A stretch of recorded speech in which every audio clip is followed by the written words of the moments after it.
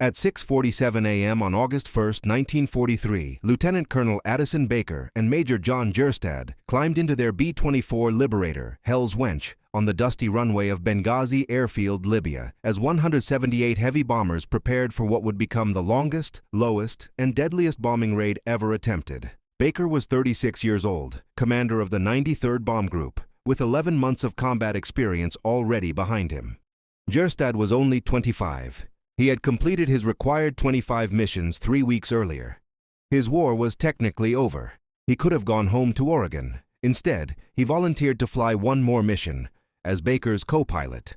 The target was the Ploesti oil refineries in Romania, facilities that supplied nearly 30% of Nazi Germany's fuel. Allied intelligence predicted 50% casualties before the day was done. This mission, Operation Tidal Wave, demanded a 2,400-mile round trip, flown at altitudes between 50 and 500 feet. Not thousands of feet, treetop level, chimney height. The Luftwaffe and German anti-aircraft units had turned Ploesti into the most heavily defended target in Europe.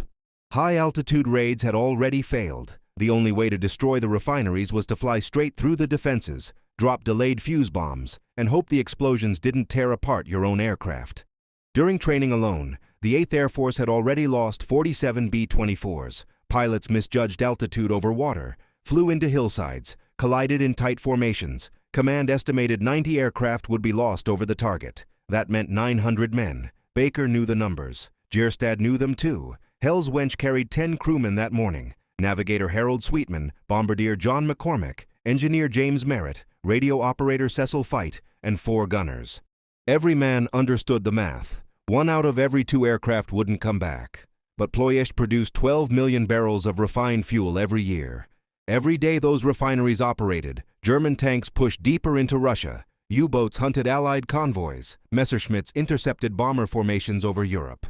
Destroying Ploesti could shorten the war by months and save thousands of Allied lives.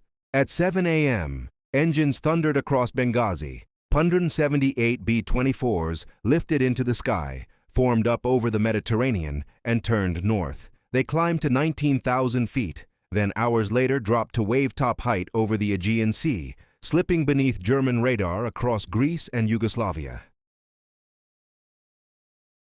3 hours in, disaster struck. The bomber carrying the mission's lead navigator lost power over the Mediterranean. It attempted a water landing at 140 kilometers. The aircraft disintegrated on impact. No survivors. The entire mission had just lost its pathfinder. No backup navigator knew the complete route.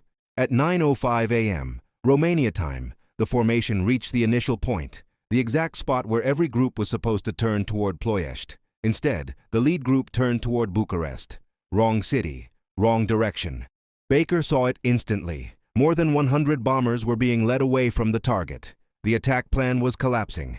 Baker tried the radio. No response. German jamming filled the air with static. Now came the decision. Follow the formation and fail the mission, or break away and attack alone. Baker made the choice in 5 seconds. He banked Hell's Wench hard left toward Ploesti. Behind him, every aircraft of the 93rd Bomb Group followed. 18 bombers now flew toward a target designed for nearly 100. Every German gun in Ploesti was redirected toward them.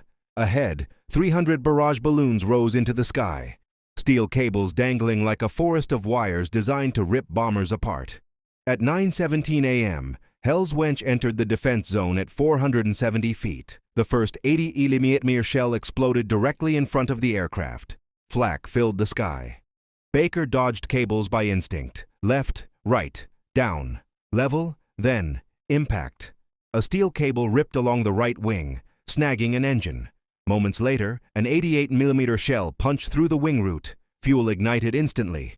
Hell's Wench was on fire, 1 mile from the target. Below them, an open field. A perfect emergency landing. Baker didn't turn. If he landed, the entire formation would abort. Jerstad said nothing. He armed the bombs. The fire consumed the wing. Metal warped. Rivets popped. Still, Baker flew on. At 30 seconds, the refinery filled the windscreen. Bombardier John McCormack released the payload. 72,000 pounds of bombs fell. The refinery disappeared in fire and steel. Hell's Wench tried to climb. Still burning, still inside the blast radius. The explosions hit like a wall. The aircraft staggered, but survived. Now came escape. They wouldn't make the coast. They wouldn't make friendly territory. Baker climbed anyway, every foot buying his crew a better chance. At 900 feet, the final engine failed. Then the right wing tore off completely. Hell's Wench snap-rolled inverted. No one could move. No one could escape. In the cockpit, Jerstad reached across and gripped Baker's shoulder. Baker nodded once. At 9:47 a.m., Hell's Wench struck the earth at over 300 mph. All 10 men died instantly. Operation Tidal Wave ended with 53 aircraft lost, 310 airmen killed, the costliest air mission in American history to that point. But the refineries were destroyed. German fuel production collapsed. The war changed course. Both Baker and Jerstad received the Medal of Honor, posthumously. One led from the front. One volunteered after his war was already over. Neither came home. If this story moved you, hit like, subscribe, and help keep these names alive. These men deserve to be remembered.